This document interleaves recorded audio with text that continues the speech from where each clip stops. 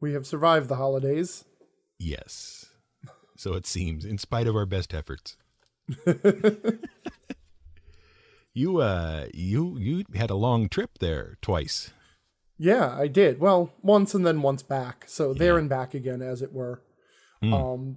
Tiny and I drove from Chicago to New York State to go and visit my parents and my family for the holidays. And it was kind of a whirlwind trip. We left Thursday night after she got off work.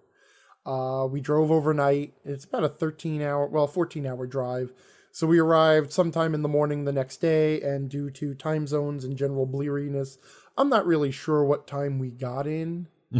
And then after that, it was just, I have a big family. So, that night I got together with some old friends. And then the next night it was my mother's side of the family. And then Christmas Eve was my father's side of the family.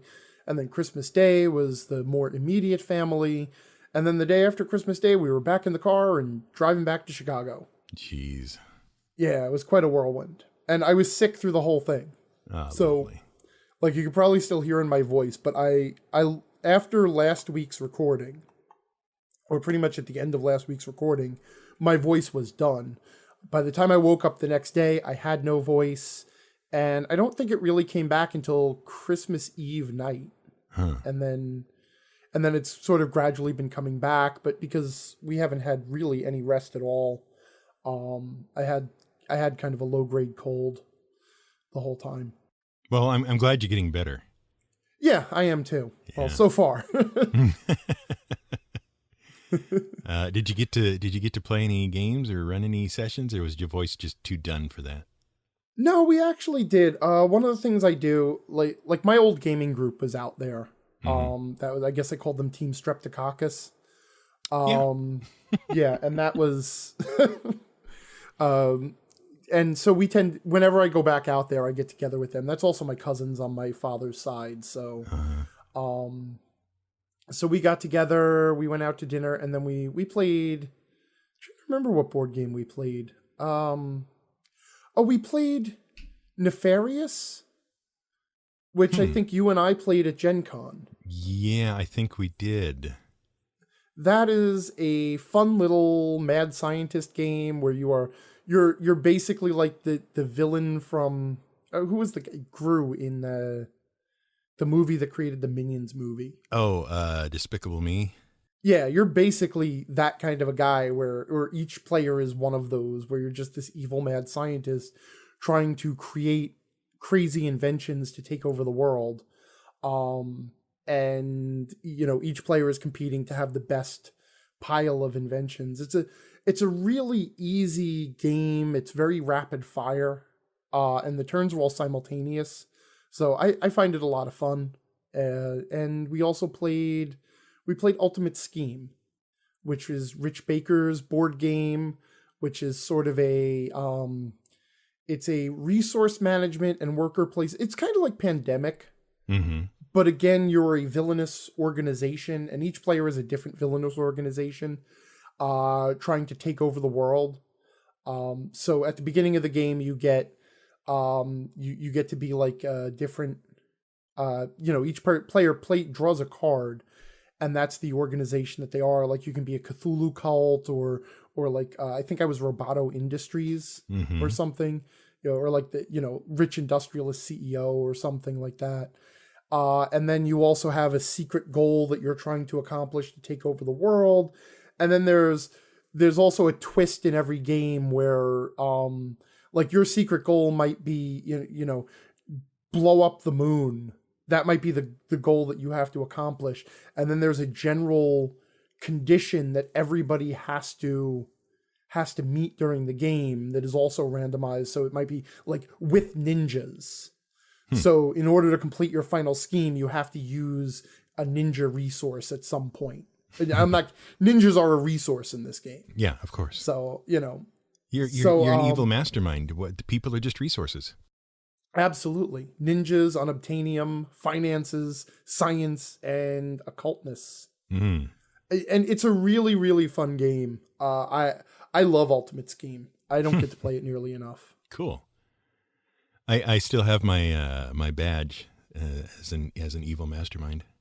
Oh, from Nefarious, right? Yes. Yeah. You got what badge did you got the evil overlord or something like that, didn't you? Yeah, I think I can't remember what it was. Yeah. I could run in the other room and check, but That's okay. That's okay. but yeah, we both got bad. We played a demo of it at Gen Con, so Yeah, we both it was got a lot of fun. little trinkets. It's a fun game. Yep. Yep. It Um, was I enjoyed it. It made me happy in my little hardened heart. I give both of them a solid recommendation. Excellent. What about you? You said Santa brought you a new game as well. Santa did bring me a game, and Santa has promised yet another game on top of this as soon as the elves are finished making it. Santa dropped an IOU down your chimney. He did. Don't I didn't know. I guess the elves were a little rushed this year. Yeah, well. Yeah. Yeah, I got 5 Cucumbers, which is a game by one of my favorite designers, Friedman Fries. Okay. It's a card game, and it's a trick-taking game. There are no suits. And the object of the game is to be the last, or is to lose the last trick each round. Okay. Because what happens is you, depending on what card you've played to take that trick, you get a number of cucumbers, and if you collect more than 5 cucumbers over the course of the game, you're out. Huh.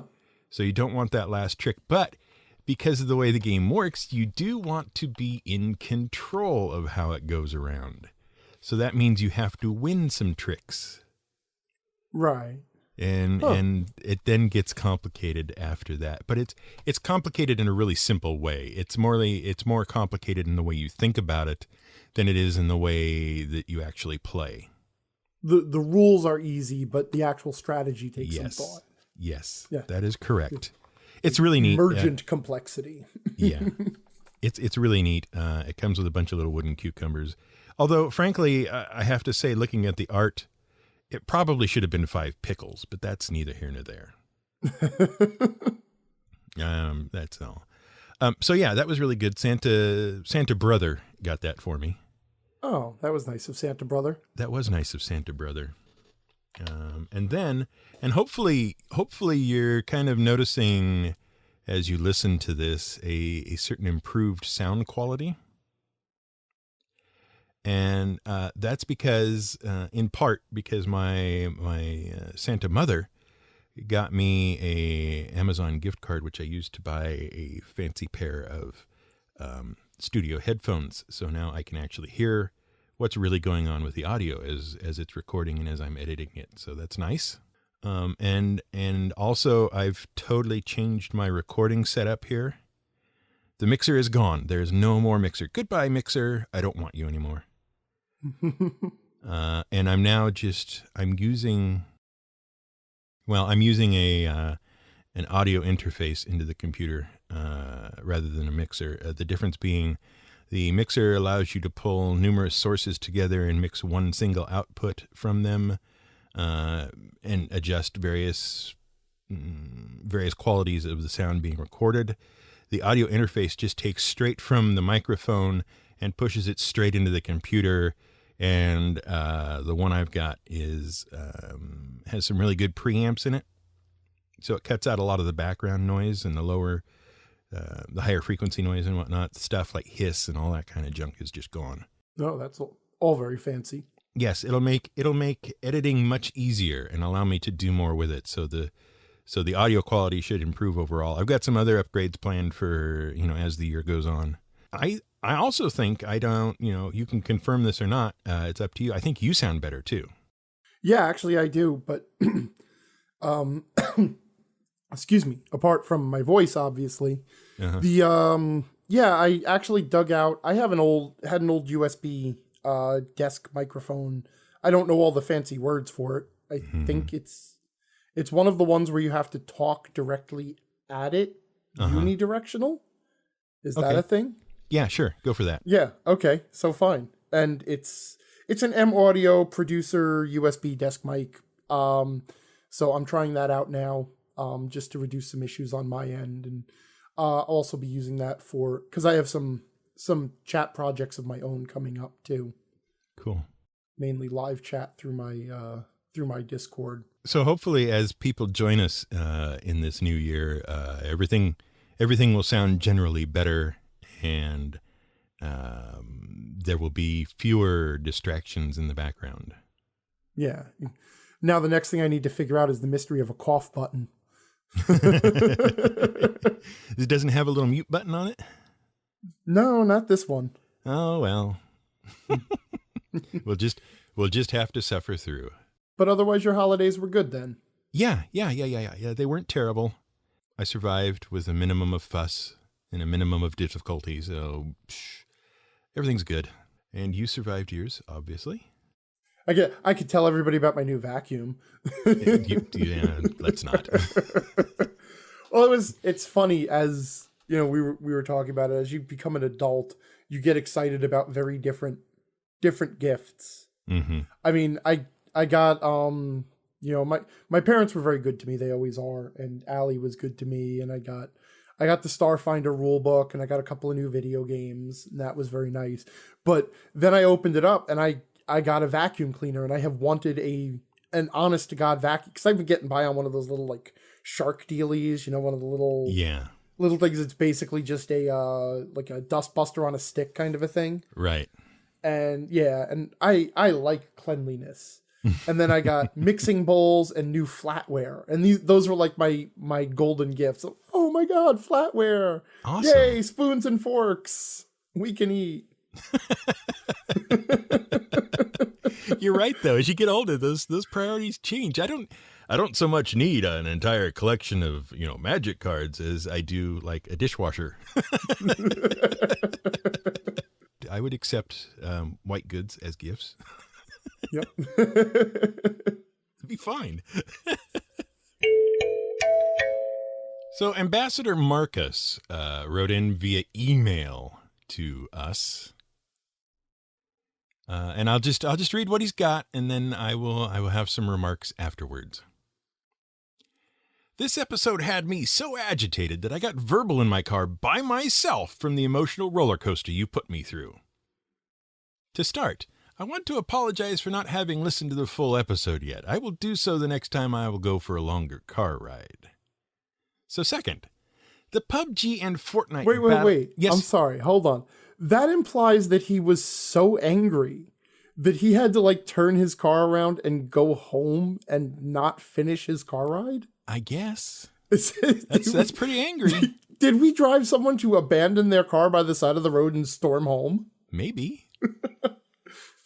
That's kind of a neat thought. What did you do? I don't know. You didn't let me get that far. I'm sorry. Okay. Continue. All right. So second, the PUBG and Fortnite Battle Royale thing. It might just not be Brian's cup of tea. Now, I feel like that's a reasonable thing to say at that point, right? Yes. Then he goes on. This game might not be your type of game, and the unintended way to play that you presented is part of the experience. It is just not your type of game. I don't think it is your type of game, and perhaps you just misunderstood the whole point of it. But you can't objectively say it is bad with that as your argument. Or, well, you can. You just did 2 weeks ago and then some. I think he's implying that PUBG and Fortnite might not be my type of game. Well, they might not be your type of game. I mean, this is true, and I certainly don't deny it's not really my type of game. I am not an aficionado of first-person shooters at the best of times, unless there's the Far Cry stuff I'm okay with, but I can take it at my own pace, right, rather than sort of the battle royale kind of stuff. But okay. First off, Ambassador Marcus, I'm sorry I agitated you to such a degree that you had to abandon your car on the highway. Second, I listened back to episode 13, in which this discussion occurs, because I wanted to double check something. And what I found was that at no time did I say it was a bad game. And at no time did I say it was a bad game for everybody. I'm reasonably confident that the implication was that it was not the kind of game I enjoyed. In fact, I think the worst thing I said about it after explaining what I had done, the camping and then finishing sixth or whatever, I think the worst thing I said about it in that entire stretch of conversation was that it wasn't much of a game the way I played it. Mm-hmm. All right. So I understand that we then went on in that episode to say that not every game is for everybody, which is of course absolutely correct. And this is an example of a game that is definitely not for me. But it's just, I view that part of it as more like relating my experience with it rather than commenting particularly on the game itself and its suitability for other people. So not so much a review as it was just this is what happened when I played it. Mm-hmm. I hope that makes you feel better. And I hope you've by now found your car again. And meanwhile, I'm just going to sit on my hands because one of the things he said is like waving a red flag in front of me and just asking me to go into a rant. Oh, well, let's pass on that. Yeah, let's just pass on that. All right. Fair enough. So there you go, Ambassador Marcus. My apologies for the car problems, and I hope things are better now for you. Meanwhile, Ambassador Sid wrote into the website, digressionsandragons.com, to comment on episode 13 as well, in which we were again talking about the accessibility of a game to everyone for everything. Okay? Right. He wanted to point out there is a difficulty that doesn't have a workaround as far as I can see, and that is the difficulty in games that involve manual dexterity, hand-eye coordination, or twitch to win. We all know these kind of games that require the person holding the controller to be able to do the equivalent of patting their head while rubbing their belly, but in bullet time. And this is where I end up scratching my head on how to address it. Presumably not rubbing his belly at the same time that he's scratching his head. Right, because that's 3 hands by then. Patting your head, rubbing your belly, and scratching your head. Yeah, that's 3 hands. I don't know you, Sid. I'm assuming you have the normal complement of 2 hands, though. Anyway, he learned long ago that games like this weren't for him. Even as a teenager, he didn't really have the kind of twitch skills for playing these type of games. But I can honestly say that there are some games that I might have enjoyed if I had the skills necessary to play them. I think that this category of difficulty is the only category that holds any room for a discussion of accessibility. I think that any reasonable discussion must include the idea that there are some people in this world that have physical limitations that prevent them from being able to play the games with the necessary skill level needed to complete the game, and their lack of this skill is through no fault of their own. I have to agree. And it's not just a matter of hand-eye coordination either. Mm-hmm. It's people with disabilities don't get as fair an access to games as those without. Right. Does that mean they shouldn't be able to play something like Dark Souls? Do you want my honest answer? Yeah. Yes. Okay. Look, I mean, I hate to say it, but the world...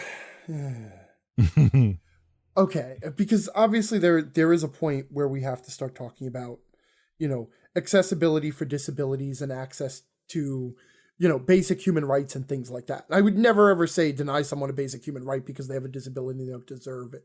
But what I think here is that when we're talking about games, we're talking about a luxury. And the idea of deserve and through no fault of their own and this sort of inherent fairness in the universe, I don't think those are necessarily considerations that should always be taken into account for art. I mean, at no point did Vincent van Gogh say, well, I shouldn't be making my art this way because it is inaccessible to people who are blind. Okay? Mm-hmm. Or anything like that. But moving even beyond the disabilities, The fact of the matter is, I would very much enjoy playing football. I Right. have physical limitations that prevent me from doing so. Sure. Okay. And like I can, and that's not through any fault of mine. Well, some of it is through fault of mine. Okay. But I don't demand that football players change the game they want to play for me. I have to go and find games that I can enjoy and let the football players play their own games. Now, that's not to say that, like, obviously in video games there is a certain amount of adjustment you can make for accessibility. But that's always going to be a design choice, and it's going to be at the expense of something. And there are certain things, like you pointed out, with dexterity and hand-eye coordination and twitch skills, that there aren't really good workarounds for, other than removing those things from the game as too difficult. And just saying, well, we shouldn't make a game that includes those type of skills because not everyone can enjoy it. And at that point, I would say, well, that is unfair to the people who do have those skills and want to have those skills tested. Everybody has a right to compete at the things that they want to compete at and to enjoy the art that they can enjoy. You know, I'm not saying don't add handicap ramps everywhere you can, but demolishing the stairs, because handicapped people can't use them, is not the right approach either. There has to be a middle ground. And ultimately, that middle ground is always going to be the choice that the designers make. As a game designer, I have a right to design a game however way I want to. And if it's not accessible to everyone, yes, I am limiting my market to some extent, and maybe not everyone will buy it. But on the other hand, I might be making a game that serves a particular niche so well that it does well in that market. And that's my choice. But those should be business decisions, at the beginning and the end. Is that I don't know if that comes off as cold and insensitive, but, to some extent, I firmly believe that it's everybody has physical limitations. Everybody has mental limitations. Not everyone can do everything. And there is nothing we can do in the world to put all the people on an equal outcome. So, don't punish everyone for that. Let everyone compete and enjoy the things that they enjoy. But by all means, make stuff for everybody. A colorblindness option in video games, or just designing your iconography so that you don't need colors to distinguish between different power-ups and things like that. That stuff is now second nature in video game design, and I am all for it. Okay, increase the accessibility as much as you can. But when we start talking about making a design decision like removing levels of difficulty from the game, or putting design resources into creating lower levels of difficulty rather than creating more game, then I start to say that that's a decision that every designer has to make carefully, and that there is no moral imperative there one way or the other. Did I save that, or do I still sound like a jerk? It's hard to tell. Okay. I'm going to help you, though, because I'm going to ask you a different question. Okay, please do. All right. So in the design of the game, you design what you're going to design, okay? And whoever can play it. Right. All right. Now, the question is, and you kind of touched on this with the colorblindness thing, can accommodations be made for those with disabilities of some sort that don't involve changing the design of the game? Well, I will even say that accommodations can be made with changing the design of the game. Okay, that's certainly something that can be done. Like I said, changing the design of the game in ways to allow colorblind people to play, or something like that, perfectly valid. And if accessibility is important to the game designer, then by all means they should make that choice if they feel that it is the better choice for their game. What I'm saying is that there's a moral argument wrapped up in this, that games should be designed from always this perspective first. And that's what I'm objecting to. Okay, I think it is also perfectly valid for the designer to say, I could design this accessibility option in to allow people with lesser reflexes. I'm just going to use lesser reflexes. Lesser reflexes to play and enjoy this game, but I feel that it would take away too much from the design of this game or require too many resources that we would have to cut back on other aspects of the game. So we're not going to make that choice. And I think that that is a perfectly valid choice for the game designer to make. Is that better? Yeah, I think so. Okay. What I have in mind, though, is Please don't abandon your cars on the side of the road to comment. yeah. I'm sorry.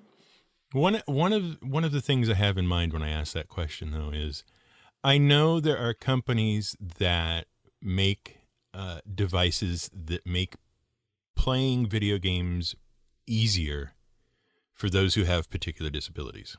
Right. So let's say the creators of Dark Souls decided that they wanted to make the game accessible to a different section of people. Is there some imperative or some direction that they could give that would, along with the game being created, maybe some accommodating hardware could be created for it as well that takes into account, various disabilities and also the style the game is meant to be played in? I suppose so. Because like Razer sits around and makes these fancy keyboards and these fancy mice and these, these track pads and then, whatever it is that Razer does over there in Right. Razerland. Could they not also be spending part of their time in production on making some accommodating devices? Yes, they absolutely could. Okay. Why don't they? I don't know. Okay. You would have to ask them. No, I'm asking you. See, this is the problem, is now this is a business decision. Uh-huh. And as soon as we start talking about business decisions, every answer is going to be somewhat cold. Uh-huh. And it's usually going to come down to not enough return on the investment. Yep. Okay, it is, they could research and develop these things. Maybe they have even looked into it. And they have decided that probably the market is not enough to earn them back what they would have to invest to get into that market. That would be my guess. And I'm not saying that that's a good answer or a right answer or a moral answer. That's Razer's answer. Right. Okay. And expecting a corporation to do anything. We've said this before. Corporations are not moral entities. They have no moral judgment. They exist for one purpose, to make money for their owners and investors. Expecting them to do otherwise is foolish. So what we should say to Ambassador Sid is, I'm sorry that your reflexes are really bad, but tough it out. Well, wait a minute. I would say exactly what Marcus said to you. Dark Souls is not the game for you. Ah. It's kind of like, because again, no one would say to Van Gogh, well, you should put a verbal description that can be read out of your painting, because he would say, well, Van Gogh was a nut job, so I don't know what he would say, but presumably if he were coherent, he would say something like, well, but the color and the texture are part of the art. You can't verbally describe them. You can't take the visual component out of the art and still have it be the art. And it is just as fair for a video game designer to say the difficulty or the reflex testing or whatever, that's part of the enjoyment of the game. And I realize that's not for everybody, and there are people who can't enjoy it, but there are also people who can and do, and they have a right to. And maybe you need to pick a different game if that's not for you. That's what I would say to Sid. Interesting. I feel like we're going to hear about this. I feel like too, because I really didn't want to conflate disabilities and lack of skill in there.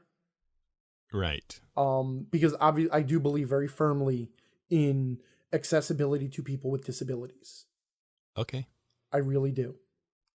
But, when we're talking about twitch skills and reflexes and arbitrary different ways that a video game can test your skills, some of the games just are going to test skills you don't have. Right. And if you don't want to spend the time getting those skills or you'll never get them, those aren't the games for you. But fortunately, there's a lot of other games out there. Okay. Okay. I'll wait to see what feedback comes back on this. Oh, it's going to be good. Ambassador Tomail, Ambassador Tom. Can I do that? Yeah, that sure. Just dub people with different names. That's fine. Okay. All right.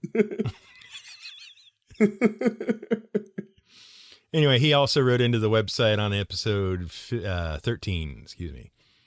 He says, for a DM running 5e, or she, I don't know. Was that a he or a she? Could be either. Okay. Tom says, for a DM running 5e that doesn't want to dedicate that much time into creating his own adventure, where could he find actually high quality content to run with moderate effort?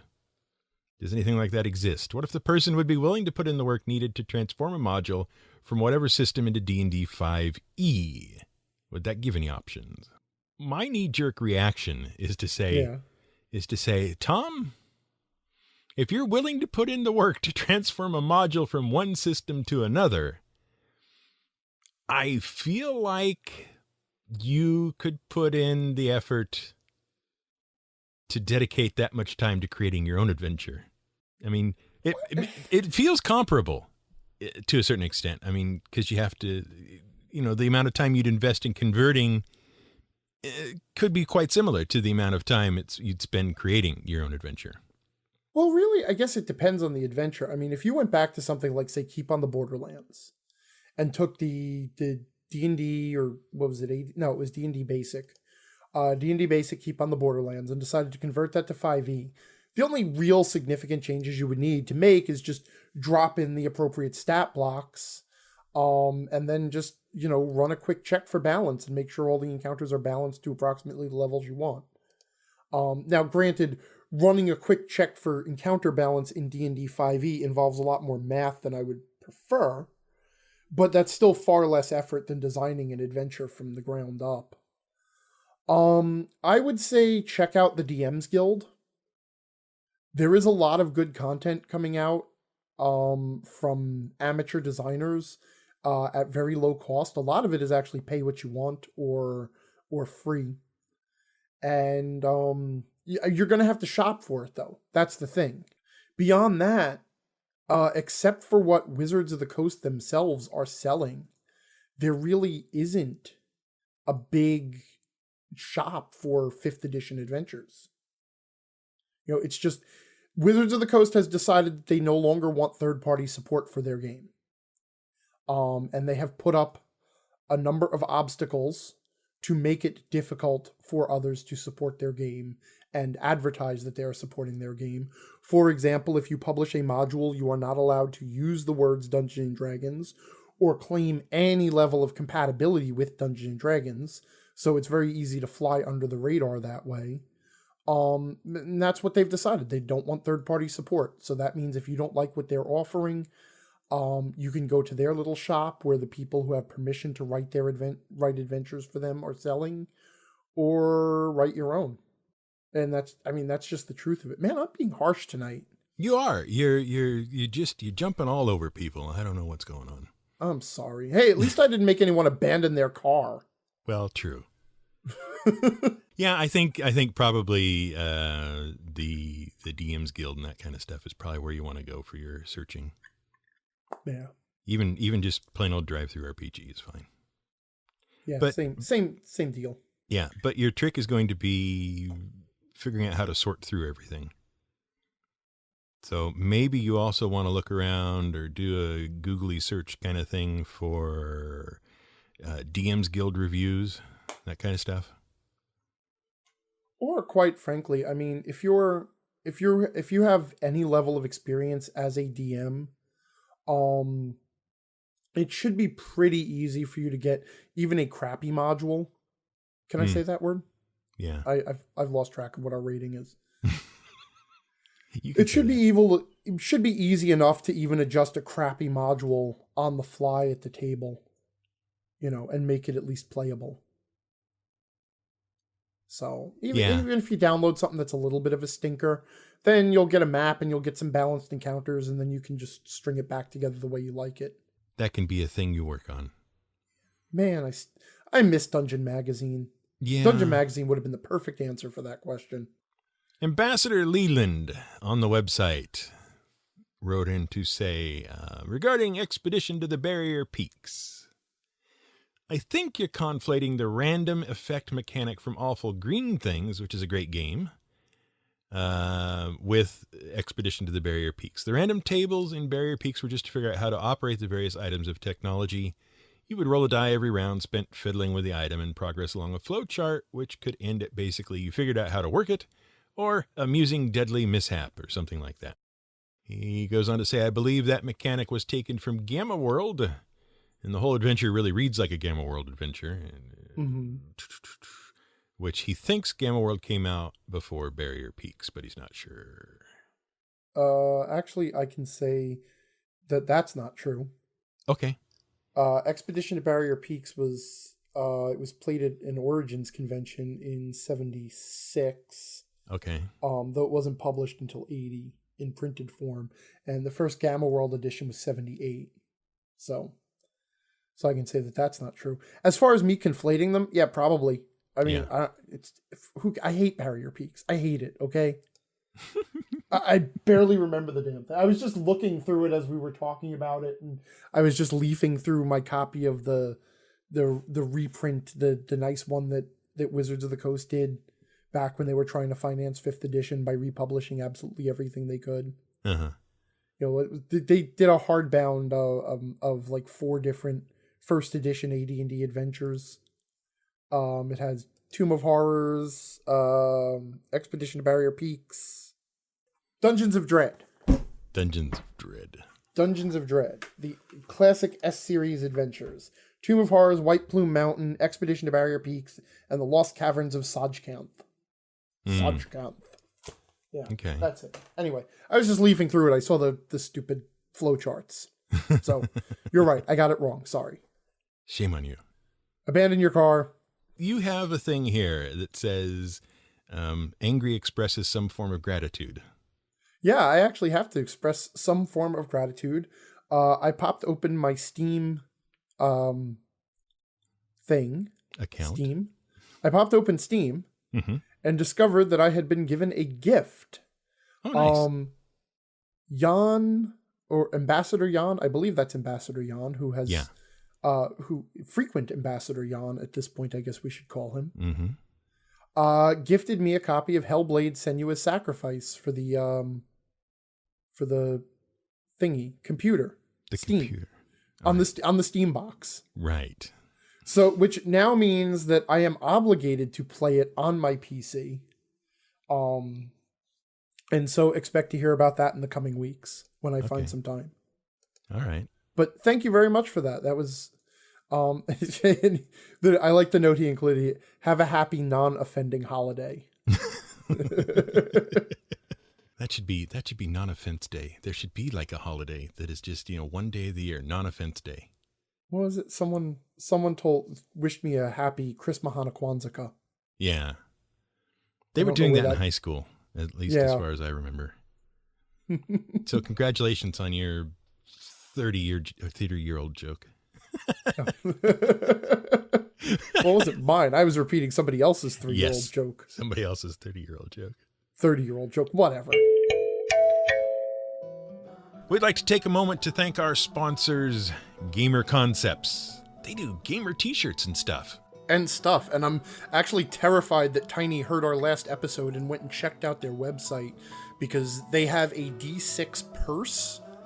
And her obsession with dice is going to demand that we end up buying one of those. She has a problem with that? She's got like a dice addiction or something? She has a little problem. We have her enrolled in a 12-step program right now. She's at the point where she's apologizing to the people she's wronged by dropping D4s on the floor. Uh-huh. And I just noticed on their banner too that they have those mechanical dice boxes coming. Oh geez. So everybody except Tiny, go check out their site. Tiny, there's no such thing. Yes, www.gamerconcepts.com. Leave them a note, tell them where you heard about them.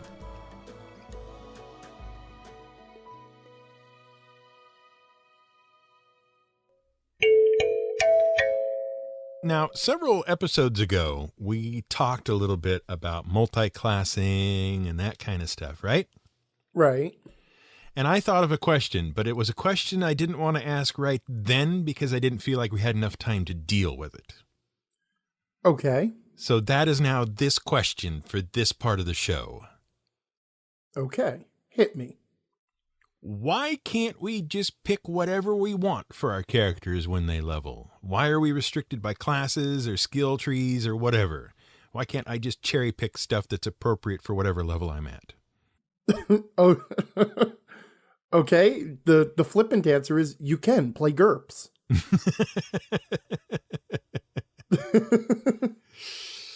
Well, no, I mean seriously, that this is it's part and parcel with the idea of a class-based system.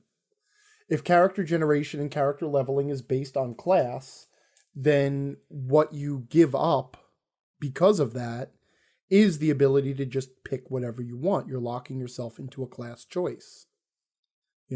If you don't like that, if that's not what you're into, there are many systems out there that are not class-based. And they are generally the systems that we make fun of for being ridiculously overcomplicated, particularly in character generation. Because I've played a few systems where you can basically pick whatever you want, and I don't know that I would necessarily call them classless systems. Mm-hmm. Such as? The Tri-Stat stuff, Big Eyes, Smallmouth, Silver Age Sentinels, that kind of stuff. But you are correct in that it is a little bit more difficult to first off create a character, and then secondly increase that character's capability over the duration of whatever game you're playing. Yeah, it all comes down to the value of having archetypes in the game. Mm-hmm. A game, fantasy and to a lesser extent, sci-fi lend themselves very well to classes because they are very archetype based. We have ideas of the wizard or the knight or the pilot or the space marine. Whereas once you get into a game, getting away from like universal systems, where if you get into a game of like modern intrigue, where the characters are characters or the players play characters in the modern world from these diverse skill sets, there really isn't a good archetype to draw on.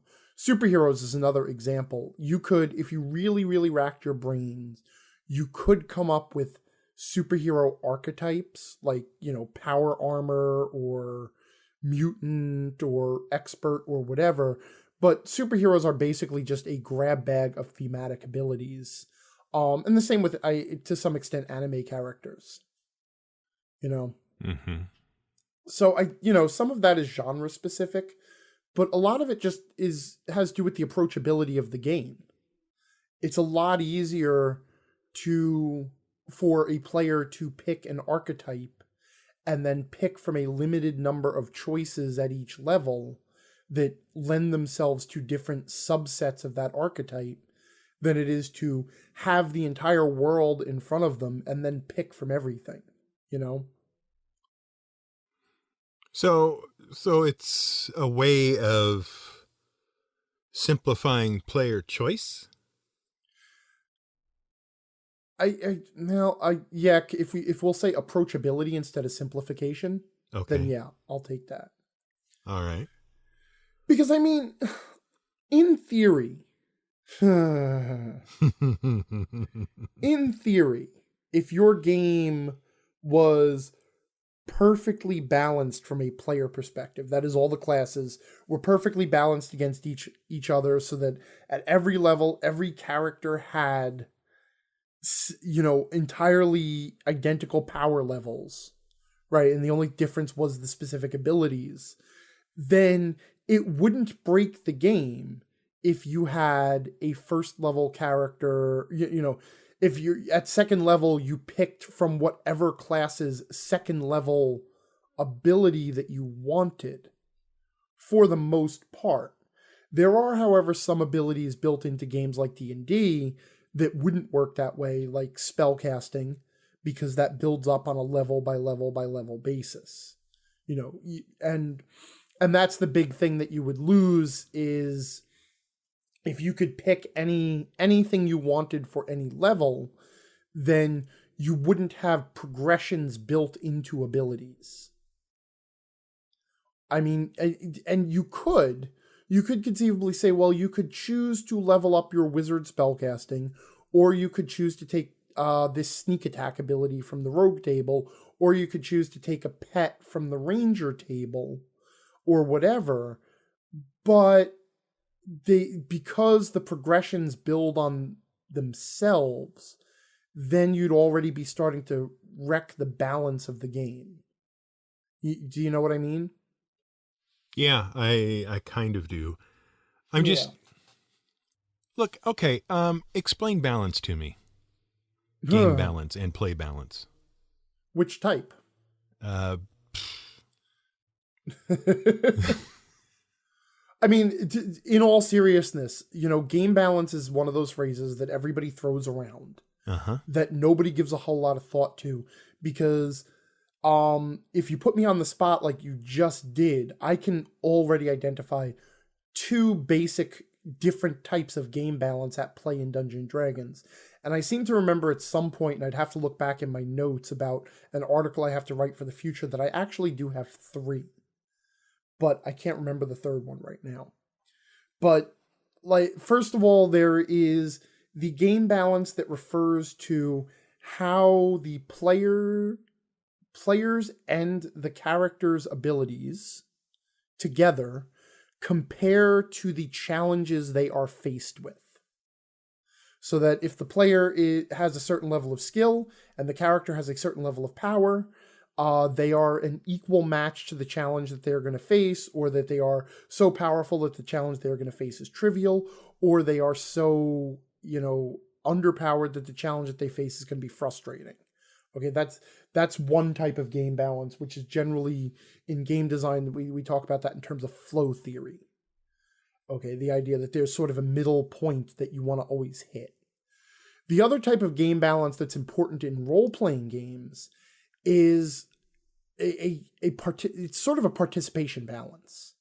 That is, each player at the table wants to feel like they are participating somewhat equally to the other players at the table. They don't want to feel like one player is doing all the work and winning all the things. They want to feel like they're part of a team. So they want to feel like each character is important. And generally the way D&D does this is to make sure that in combat, everybody's statistics are roughly equal with some variance based on, you know, some characters are more focused on damage output and some characters are more focused on defense and other abilities and whatever. And that outside of combat, each character has a number of specialized and situational skills that they can draw on, so that, you know, in different situations, different characters can participate at different levels. So those are the two basic types of game balance. And what we're talking about here, what I was talking about is in terms of that participation balance. That is, if all the character types are balanced against each other, so that no one is any better than any of the others or any worse than any of the others, then in theory, yeah, you could pick stuff from level progression tables and not break the game.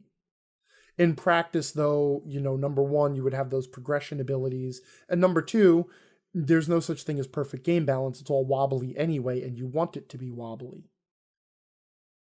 Why can't the GM just adjust the encounters so that people who, you know, like you were saying, defensive or shooty or punchy or whatever, so that everybody has something that's appropriate to them to do in that encounter?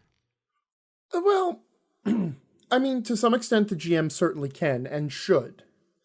But you run into a couple of problems if you try to do that too much. The first problem is, I think what TV tropes refers to, because I always go back to them jokingly as the Eigenplot, where every character has precisely one useful skill for every situation, and every character's useful skill will be used once in the plot. You know what I mean? Like Yeah. there's the one guy who at the beginning says, I'm the lock pick, and I can pick locks, and then 15 minutes later there's a lock that needs picking, and then that kind of a thing. Mm-hmm. And you run into a certain point where that can start to look really contrived, where every group of opponents will include one undead, one really powerful thing that needs to be locked down, one like speedy thing with an obvious weak point, and one thing that can be counterspelled. And if every encounter starts to look like that, then the players sort of start to figure out what's going on. The other problem with that is that the fine-tuning of the challenge level in D&D and other role-playing games is not that precise. And if you get it wrong, you generally don't discover that you've gotten it wrong until the players now have an emergency situation. So like if you try to tweak the difficulty for an encounter because you have a really weird party loadout, then if you lowball it, no big deal. The party has a cakewalk, and you learn that you need to adjust this a little higher. But on the other hand, if you highball it and you make it too challenging, you may end up, killing off one or two members of the party, and that has pretty substantial consequences unless you're willing to then make other adjustments in the combat. And at that point where you're constantly making, like you're guessing at the difficulty, and then you're tweaking, and then you're tweaking, and then you're tweaking to make everything work out just perfectly. At that point, you're just doing game design by fiddling the knobs. You're not really running a game anymore.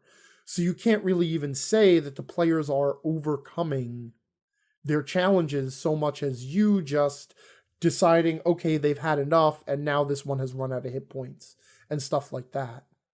Because you can't tell the difference then between what is a legitimate challenge that they have failed and what is you screwed up the challenge and you had to adjust on the fly. And the final thing is that part of the challenge of the game and part of the fun of the game is watching the players have to creatively deal with things they don't have the perfect skills for.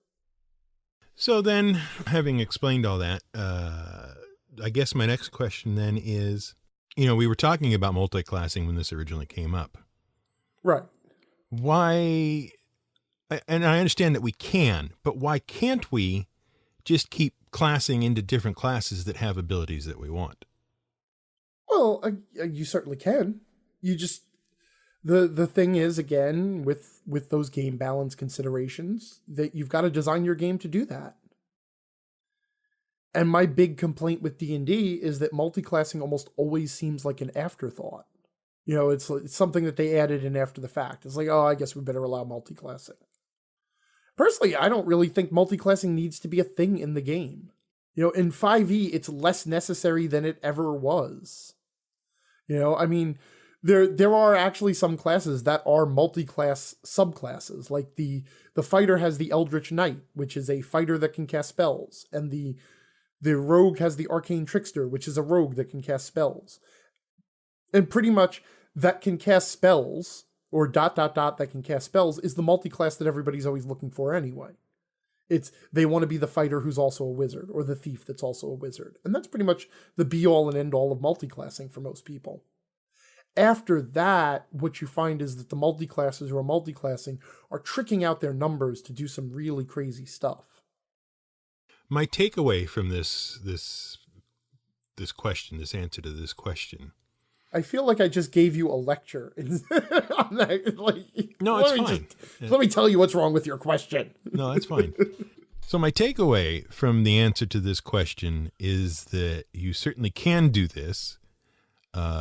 It's going to present a lot of problems in a system that isn't designed to handle it that way. And that the biggest danger of this sort of pick what you want kind of thing is that the game balance goes out of whack rapidly in a system that is not designed for it. Yeah, it can. All right. I get it. But why can't we? Well, See, that this is the other thing too, is that you don't have to worship at the altar of game balance. Oh, Oh yeah, as crazy as it sounds, game balance doesn't have to be the biggest issue in the world. And I think GMs make a lot more out of it than it is.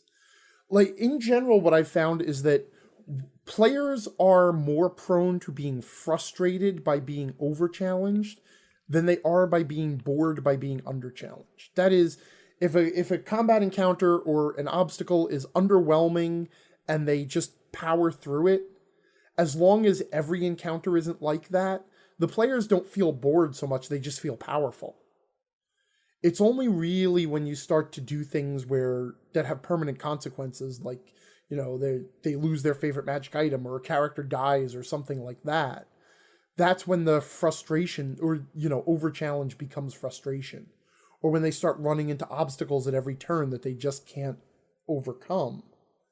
So, unlike a video game, D&D is a lot more tolerant of wobbly balance.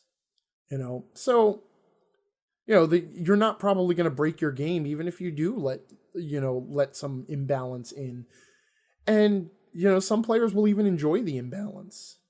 I feel like the people who really worry about game balance, specifically the part of it that involves their character not doing anything, Mm-hmm.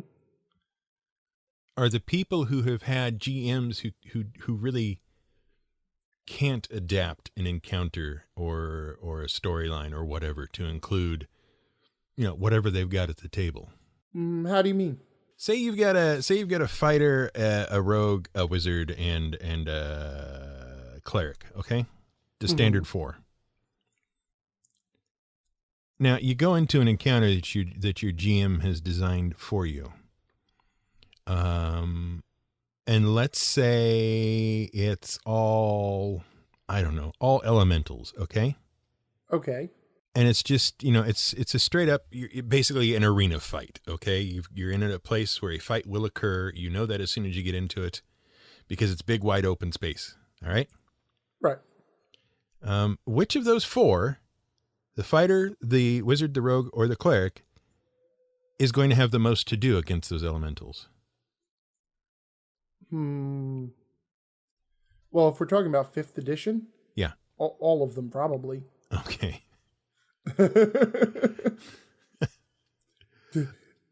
If we go back to 3rd edition, then the rogue is pretty much tanked because their greatest abilities are not going to work on elementals.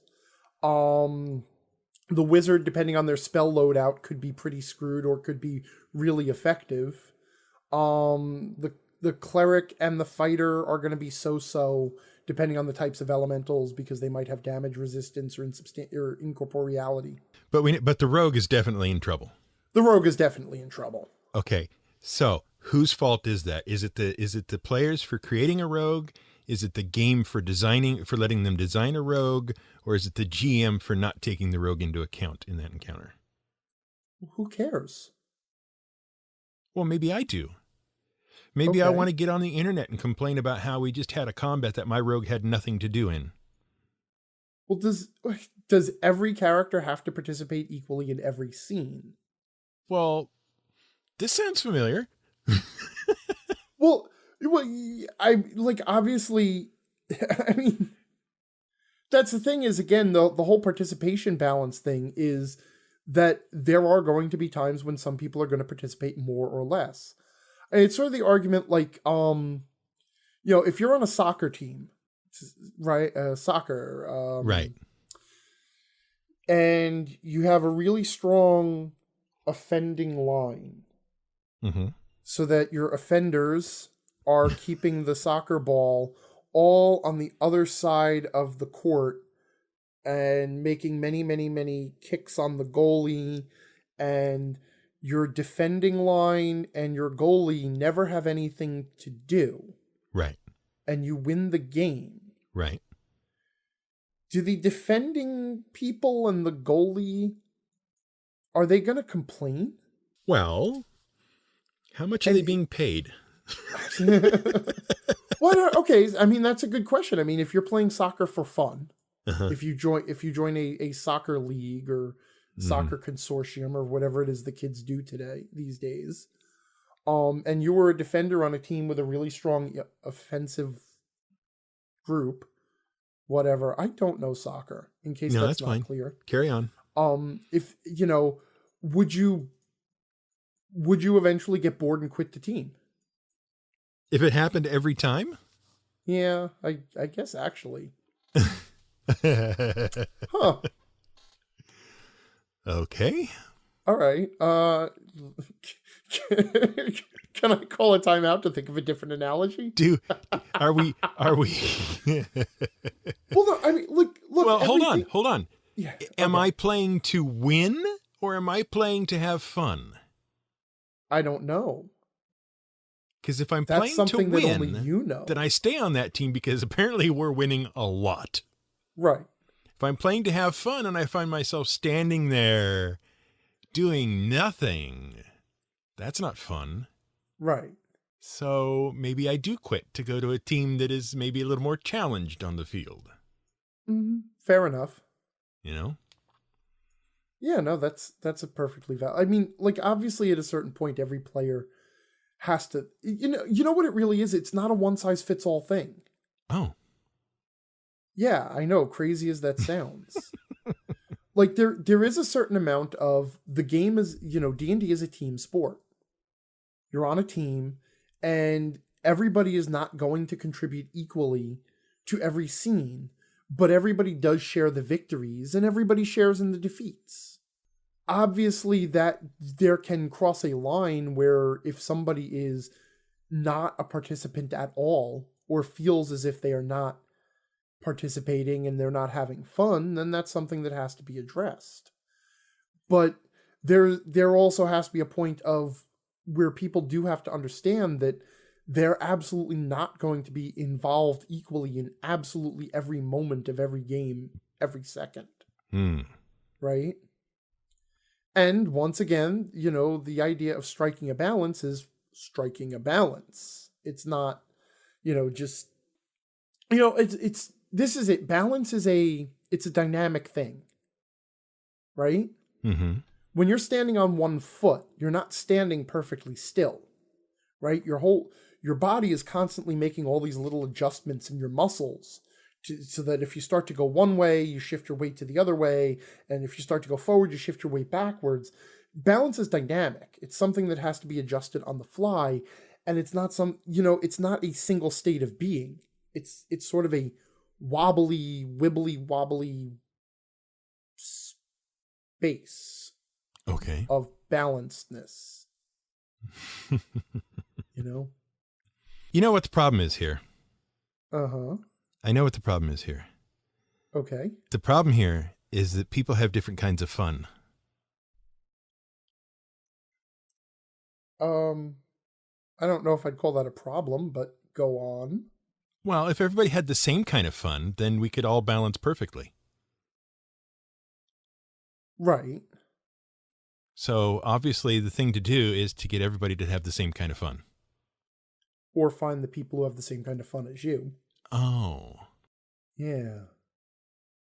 I guess that might mean I'd have to change groups though, or find something. This is a weird place to get to from where the original question was. It is kind of weird, isn't it? Yes, it is. It's very weird. Weird and accidental. You wrote some time ago an article about the 8 kinds of fun. Yes. And I was just wondering if you could sort of provide an overview of what that is about and what are the 8 kinds of fun and why my fun doesn't necessarily match up with your fun and how come we can't have fun together. Okay. Yeah, I can run through it. I feel like I just ran through this not too long ago, though, and I can't remember why. The 8 kinds of fun was actually a little piece, and it was actually such a small piece of an academic work on a theory of game design called MDA. That's M for mechanics, D for design. No, M for mechanics, D for dynamics, A for aesthetics. And the basic principle was that as a game designer, Well, first of all, as a player, when you play a game, you have some sort of emotional engagement in the game. It does something in your brain that makes you feel good, or makes you feel enjoyment or satisfaction or whatever it is. The game designer cannot design a game specifically to tickle parts of your brain, not without using like electrical probes and some invasive surgery. The only thing they can do is they can design game mechanics and game elements that added together will tickle your brain in just the right way. So the game designer comes at it from the side of the game mechanics, all the parts of the game. And the player comes at it from the aesthetics, the reasons why the game is enjoyable. And where they meet is the interaction between the player and the game mechanics. That was the big sort of theory. But in writing this paper, the researchers also spelled out what they felt were 8 basic engagements or aesthetics that sort of define the reasons that people play games, the things that people enjoy in games. And this paper was written back in 2000 or 2001. It has become sort of a standard for video game design. And to my knowledge, although there have been a little bit of jiggling and juggling and some redefining and tinkering, the 8 kinds of fun have pretty much managed to endure. And now you're going to try and make me remember what they all are on the fly, aren't you? I am. Yeah, okay.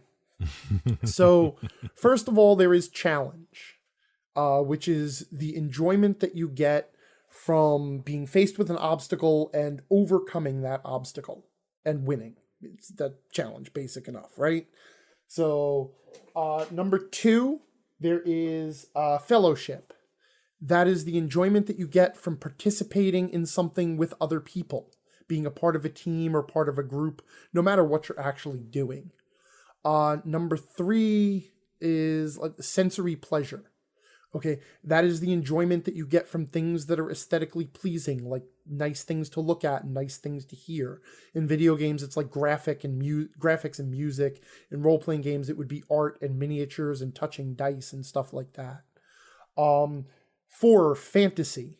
Okay, that is the enjoyment that you get from escaping into another world. Oh, and you know, losing yourself in that role. 5 is expression, which is the enjoyment that you get from creatively expressing yourself and creating something that is unique to yourself and showing it off to people. 6 is, oh God, this is going to be tricky now, huh? Mm-hmm. I got through the easy one. 6 is discovery. The joy you get from, you know, understanding things and kind of pushing back the darkness and learning new things about a world or a system or whatever. The feeling that you're learning something and that learning is empowering you. 7 is subjugation, which is also called abnegation. And that is the pleasure that you get from switching off your mind and doing something that you can just sort of easily do with your muscle memory. It's like grinding in a video game where you're just kind of going through the motions and you go into that zone. And narrative is the enjoyment that you get from being engaged in a well-told story. That is a story that has a beginning, a middle, an ending, rising action, climax, you know, falling action, all of that stuff that makes a story a good story.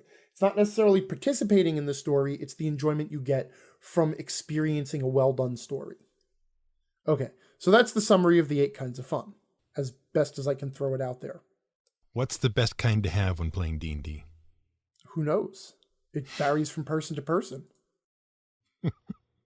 See, I mean, this is the thing about it, is that everybody enjoys things in different ways.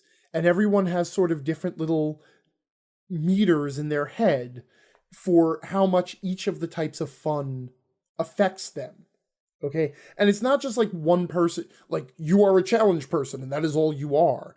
It is more like you enjoy challenge and narration most of all, but you also get some pleasure from narration, or I said narrative already, but you also get some pleasure from fantasy and not much, and you're really turned off by, or you don't care about sensory pleasure whatsoever, and this and that and the other thing. So you have all these levels in your head, and they're also affected by your mood. Like sometimes you come home from work and it's been a really long, hard day, and you just want to shut your brain off and do something simple, like just hack your way through 1,000 monsters in God of War just for the sheer fun of it, you know?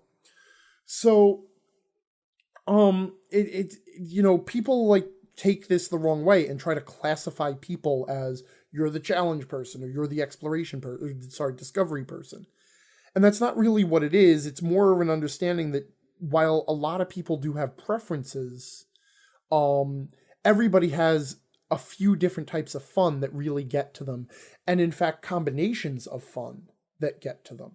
Like, I'll tell you, part of the reason that I really enjoy Dark Souls is because I am a challenge and discovery seeker. Those are my big things in games. I like to win, and I like to master things, and I like to uncover things, and both of those things are sort of related in that respect of me mastering the game and mastering the universe.